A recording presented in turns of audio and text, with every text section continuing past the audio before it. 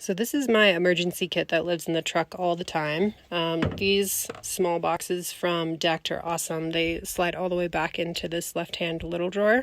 But inside I keep a gas bag, a Goal Zero light that charges itself, so that will always work, a life straw, I have a folding saw from Gerber, I've got some gloves, I've got a road flare, multi-tool from Gerber, pack towel, tire patch kit, and a way to jumpstart the car, which is awesome. A lot of this stuff comes in an emergency kit that you can get from Demos, which is super handy.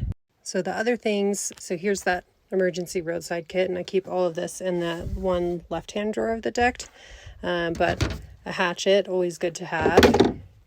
This folding shovel from Demos is really awesome, good for campfires, cat holes, whatever you might need. I always keep a tarp. This one's Sitka tarp.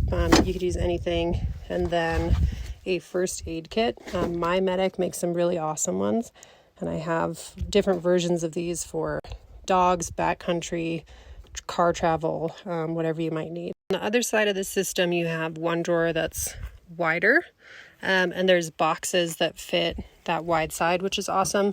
This is kind of like what we call our camp box. It's kind of just the box that has everything that you might not think you need, and then you need.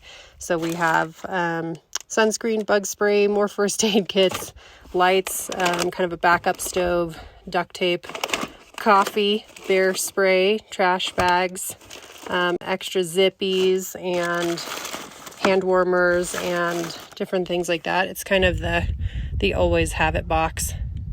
And so in this right hand drawer, got the camp box in the back, a Yeti power station. This is the 500.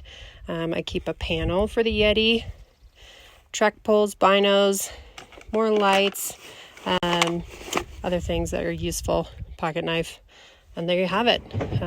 That's kind of my setup. And then I always bring tracks now that I got stuck, and those were super useful.